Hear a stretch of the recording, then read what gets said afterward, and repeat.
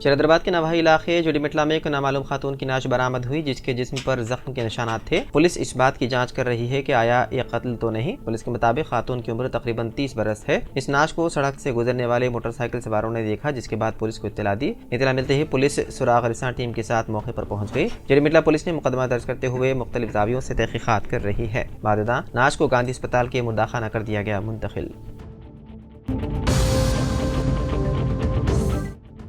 Film अदाकार मुश्ताक खान को मेरठ में मुनक़िद एक अवार्ड तकरीब में बुलाने के बहाने अगवा कर लिया गया। इस वाक़े का इंकशाफ उनके बिजनेस पार्टनर शिवम यादव ने किया। ये वाक़या गुज़िश्ता महीने पेश आया था। उन्होंने बताया है कि 20 नवंबर को दिल्ली हवाई अड्डे पर पहुंचने के बाद मुश्ताक खान को एक गाड़ी में बिठा दिया गया जो उन्हें मेरठ ले जाने वाली थी। उसे मुमकिन तौर पर बिजनौर की तरफ मोड़ दिया गया। रिपोर्ट के मुताबिक अगवाकारों ने मुश्ताक खान को तकरीबन 12 घंटे तक कैद करके ज़दकोब किया और उनसे 1 करोड़ रुपए के तावान का मुतालबा किया। जब मुश्ताक खान पूरी रकम नहीं दे सके तो उनके और उनके बेटे के खातों से 2 लाख रुपए ट्रांसफर करा लिए गए। शिवम यादव ने बताया है कि सुबह के वक्त अजान की आवाज़ सुनकर मुश्ताक ने अंदाजा लगाया कि करीब में कोई मस्जिद है। मौका देखकर वो वहां से भाग निकले और मस्जिद में पनाह ली। मुकामी लोगों की मदद से वो बहिफाजत मुंबई पहुंच सके। शिवम यादव ने मजीद कहा कि उनके पास फ्लाइट टिकट, बैंक ट्रांसफर के सबूत और हवाई अड्डे की CCTV फुटेज मौजूद है। उन्होंने बिजनौर में FIR दर्ज कराई और पुलिस मामले की जाँच कर रही है।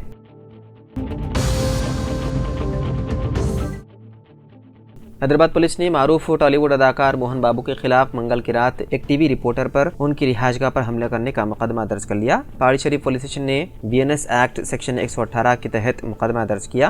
पुलिस के मुताबिक FIR हैदराबाद के एक मशहूर और मारूफ तेलुगु न्यूज चैनल के रिपोर्टर की शिकायत पर दर्ज की गई। मोहन बाबू ने टीवी रिपोर्टर पर उस वक्त हमला किया जब मोहन बाबू और उनके फर्जंद मंजू मनोज के दरमियान जारी तनाज़े की कवरेज करने जलपल्ली में उनकी रिहाइशगाह पर गए थे। रिपोर्टर ने अपनी शिकायत में कहा कि जब मंजू मनोज और दीगर सहाफ़ी उनकी दावत पर घर पर गए तो मोहन बाबू ने उनका जारहाना अंदाज में सामना किया, गाली गलौज की और बदजुबानी का इस्तेमाल किया और माइक पकड़ा और उस पर हमला कर दिया, जिसके नतीजे में उनके सर में शदीद चोटें आई। मरकज़ी वज़ीर सेहत JP नड्डा ने राज्यसभा में बताया है कि Indian council of medical research की तहकीक से यह वाज़ेह हो गया है कि कोरोना वैक्सीन लगवाने से हिंदुस्तान में नौजवानों और बालिगों में अचानक मौत का खतरा नहीं बढ़ता। उन्होंने कहा कि ICMR के तहकीक के मुताबिक कोरोना वैक्सीन से ऐसी अमवात के इम्कानात कम हो सकते हैं। इस तहकीक के ज़रिए इन खदशात को दूर करने की कोशिश की गई कि गुज़िश्ता चंद बरसों के दौरान हिंदुस्तान में नौजवानों और बालिगों की अचानक अमवात का ताल्लुक कोरोना वैक्सीनेशन से था।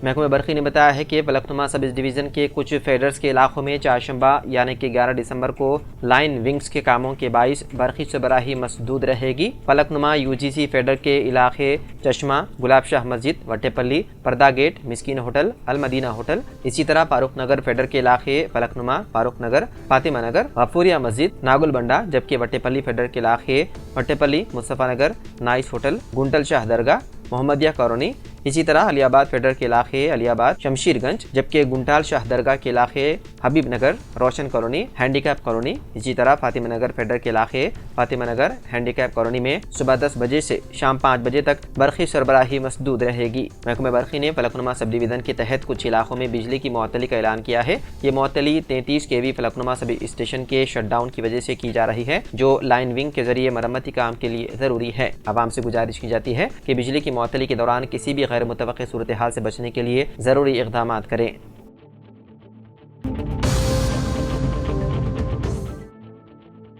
इंडिया ब्लॉक ने महाराष्ट्र के हालिया असेंबली इंतखाबात में EVM यानी कि इलेक्ट्रॉनिक वोटिंग मशीन में मुबैना गड़बड़ियों के मामले पर सुप्रीम कोर्ट से रुजू करने का ऐलान किया। इत्तेहाद के रहनुमाओं ने इंतखाबात के नताइज पर सवाल उठाते हुए उन मशीनों के इस्तेमाल पर शफाफियत और एतमाद बहाल करने का मुतालबा किया। ये फैसला एक अहम मीटिंग के बाद किया गया, जिसमें नेशनलिस्ट कांग्रेस पार्टी के रहनुमा शरद पवार, आम आदमी पार्टी के सरबराह अरविंद केजरीवाल और मारूफ वकील व कांग्रेस रहनुमा अभिषेक मनु सिंघवी शरीक थे। मीटिंग के दौरान ये निशानदही की गई कि हालिया इंतखाबात के नताइज से अपोजिशन को नुकसान पहुंचा, जिसके बारे में इत्तेहाद का दावा है कि ये BJP की हिमायत में EVM के साथ छेड़छाड़ का नतीजा हो सकता है।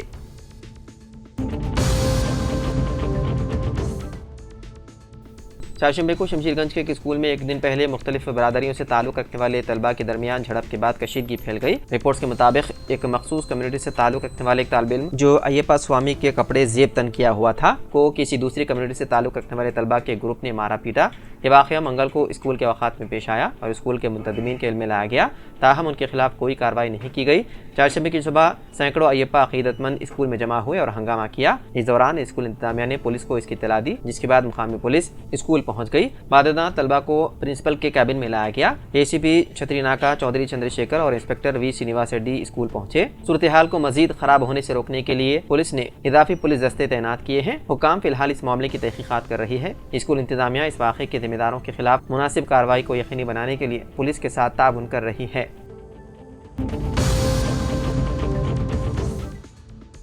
तेलुगु फिल्म अदाकार मोहन बाबू और उनके फर्जंद मंचू मनोज की जायदाद के तनाज़े ने उस वक्त नया मोड़ इख्तियार कर लिया जब पुलिस ने उन दोनों की लाइसेंस बंदूकें जब्त करने के अहकाम जारी किए। 2 दिन कबल मंचू मनोज ने अपने वालिद मोहन बाबू पर हमला करने का इल्जाम करते हुए पुलिस स्टेशन में शिकायत दर्ज करवाई थी। इस वाक़े के मंजर आम पर आने के बाद मीडिया के नुमाइंदों ने मोहन बाबू से तनाज़े पर बात करने लगे, जहाँ मोहन बाबू ने मीडिया के नुमाइंदों पर हमला करते हुए उन्हें वहाँ से भगाने की कोशिश की। उसके बाद सूरत हाल कशीदा हो गई, जिसके बाद रचाकुंडा कमिश्नरेट के आला अहदेदारों ने मोहन बाबू और मंचू मनोज के पास बंदूकें जब्त करने के मातहतीन को अहकाम जारी किए, जिसके बाद ये असलाह जब्त कर लिया गया। वादे रहे कि गुज़िश्ता 2 दिनों से ये तनाज़ा जारी है। कल जब मंचू मनोज अपनी बीवी मोनिका के साथ मोहन बाबू के घर पहुंचे तो उन्हें अंदर जाने की इजाजत नहीं दी गई और मीडिया को भी दाखिले से रोक दिया गया था। मंचू मनोज बाउंसर्स के साथ गेट धकेल कर अंदर दाखिल हो गया, जिसकी वजह से हालात कशीदा हो गए।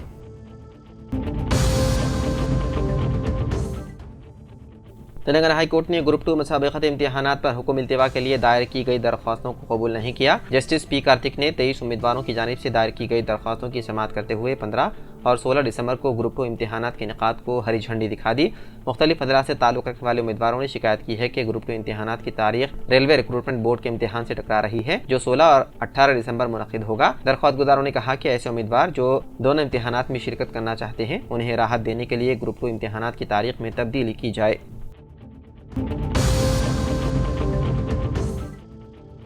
कर्नाटक की कांग्रेस हुकूमत मुसलमानों को 4% तहफ़्फ़ुज़ात की फराहमी से मुतालिक इंतखाबी वादे की तकमील के लिए पेशरफ्त कर रही है। वज़ीर आला सिद्धरामैया ने कर्नाटक असम्बली में इस बात का इशारा दिया कि बीजेपी ज़ेर क़ियादत मखलूत हुकूमत की जानिब से मार्च साल 2023 में कालेदम करदा 4% मुस्लिम तहफ़्फ़ुज़ात को बहाल किया जाएगा। तहफ़्फ़ुज़ात का मामला अदालत में ज़ेर इल्तिवा है और अदालत ने जो कतू मौक़िफ़ बहाल रखने की हिदायत दी।